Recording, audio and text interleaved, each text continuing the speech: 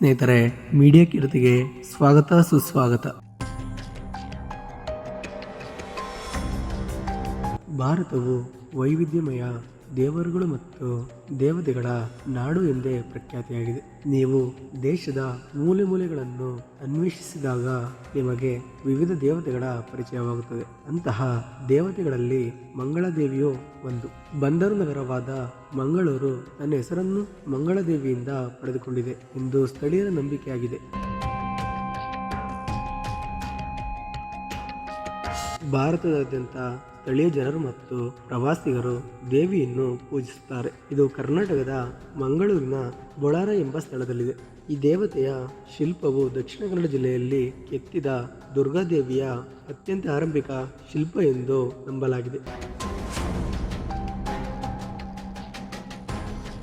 ಮಂಗಳದೇವಿಯ ಭಕ್ತರು ತಮ್ಮ ಸಂಪತ್ತು ಮತ್ತು ಸಂತೋಷವನ್ನು ದೇವಿಗೆ ಸಲ್ಲಿಸುತ್ತಾರೆ. ಹಚ್ಚ ಹಸಿರಿನ ನಡುವೆ ನೆಲೆಗೊಂಡಿರುವ ಈ ದೇವಾಲಯಕ್ಕೆ ಭೇಟಿ ನೀಡುವುದರಿಂದ ಆಧ್ಯಾತ್ಮಿಕ ತೃಪ್ತಿ ದೊರೆಯುವುದಲ್ಲದೆ ಮಂಗಳೂರು ಮತ್ತು ಅದರ ಸುತ್ತಮುತ್ತಲಿನ ಪ್ರದೇಶಗಳ ಶ್ರೀಮಂತ ಸಾಂಸ್ಕೃತಿಕ ಮತ್ತು ಐತಿಹಾಸಿಕ ಪರಂಪರೆಯ ಒಂದು ನೋಟವನ್ನು ನೋಡಬಹುದು.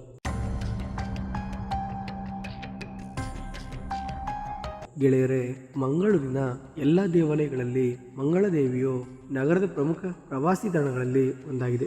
ಮಂಗಳೂರಿನ ಮಂಗಳದೇವಿ ದೇವಾಲಯವನ್ನು ಕ್ರಿಸ್ತಶಕ 986ರಲ್ಲಿ ಸ್ಥಾಪಿಸಲಾಯಿತು. ಬೊಳಾರದಲ್ಲಿರುವ ಈ ದೇವಾಲಯದ ವಾಸ್ತುಶಿಲ್ಪ ಮತ್ತು ವೈಭವ ಇತಿಹಾಸಗಾರರು ಮತ್ತು ಪ್ರವಾಸಿಗರನ್ನು ತನ್ನತ್ತ ಆಕರ್ಷಿಸುತ್ತದೆ. ಒಂದು ಸ್ಥಳೀಯ ಕಥೆಯ ಪ್ರಕಾರ ಈ ದೇವಾಲಯವನ್ನು ಅಹೇಪ ರಾಜವಂಶದ ರಾಜ ಕುಂದವರ್ಮನು ಗೋಕರ್ಣನಾಥ ಮತ್ತು ಮಂಚೇಂದ್ರನಾಥ ಎಂಬ ಇಬ್ಬರು ಋಷಿಗಳ ಗೌರವಾರ್ಥವಾಗಿ ಸ್ಥಾಪಿಸಿದನು. ಈ ಋಷಿಗಳು ರಾಜ ಕುಂದವರ್ಮನ ಕಾಣಿಕೆಗಳಿಂದ ಸಂತೋಷಗೊಂಡು ಹಲವು ವರ್ಷಗಳ ಹಿಂದೆ ಅವನ ಭೂಮಿಯಲ್ಲಿದ್ದ ಮಂಗಳದೇವಿಯ ದೇವಾಲಯದ ಬಗ್ಗೆ ಅವನಿಗೆ ಹೇಳಿದರು. ಸಂತರಾದ ಗೋಕರ್ಣನಾಥ ಮತ್ತು ಮಂಚೇಂದ್ರನಾಥರು ರಾಜನಿಗೆ ದೇವಾಲಯ ಇರುವ ಸ್ಥಳಕ್ಕೆ ಮಾರ್ಗದರ್ಶನ ನೀಡಿ ಆ ಸ್ಥಳವನ್ನು ಅಗೆಯಲು ಕೇಳಿಕೊಂಡರು. ರಾಜ ಕುಂದವರ್ಮ ಅವರ ಸಲಹೆಯನ್ನು ಪಾಲಿಸಿದನು. ಶೀಘ್ರದಲ್ಲೇ ಅವನು ಮಂಗಳದೇವಿಯನ್ನು ಪ್ರತಿನಿಧಿಸುವ ಲಿಂಗವನ್ನು ಹೊರತೆಗೆದನು.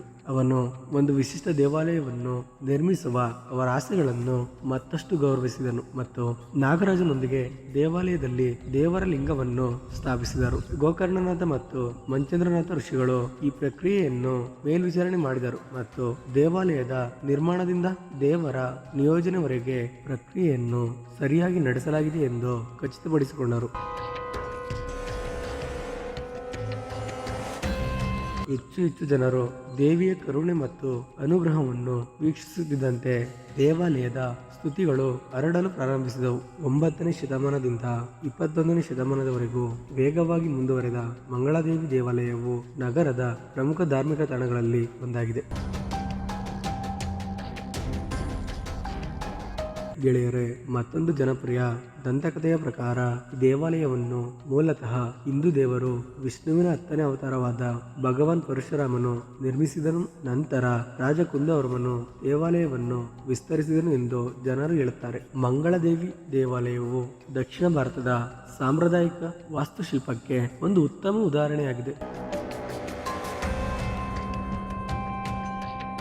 ಕೇರಳ ಮತ್ತು ಪಶ್ಚಿಮ ಘಟ್ಟಗಳ ಅನೇಕ ದೇವಾಲಯಗಳಲ್ಲಿ ಈ ವಾಸ್ತುಶಿಲ್ಪ ಶೈಲಿಯನ್ನು ನಾವು ಕಾಣಬಹುದು. ದೇವಾಲಯದ ಹೆಚ್ಚಿನ ಭಾಗವು ಮರದಿಂದ ನಿರ್ಮಿಸಲ್ಪಟ್ಟಿದೆ. ಇದು ಸಂಕೀರ್ಣವಾದ ಕೆತ್ತನೆಗಳು ಮತ್ತು ದ್ರಾವಿಡ ಶೈಲಿಯನ್ನು ಪ್ರತಿಬಿಂಬಿಸುವ ಗೋಪುರವನ್ನು ಒಳಗೊಂಡಿದೆ. ಸುಂದರವಾದ ಆಭರಣಗಳು ಮತ್ತು ಹೂವುಗಳಿಂದ ಅಲಂಕರಿಸಲ್ಪಟ್ಟ ಮಂಗಳದೇವಿಯ ವಿಗ್ರಹವನ್ನು ಗರ್ಭಗುಡಿಯಲ್ಲಿ ಇರಿಸಲಾಗಿದೆ. ದೇವತೆ ಕುಳಿತಿರುವ ಭಂಗಿಯಲ್ಲಿದ್ದಾಳೆ.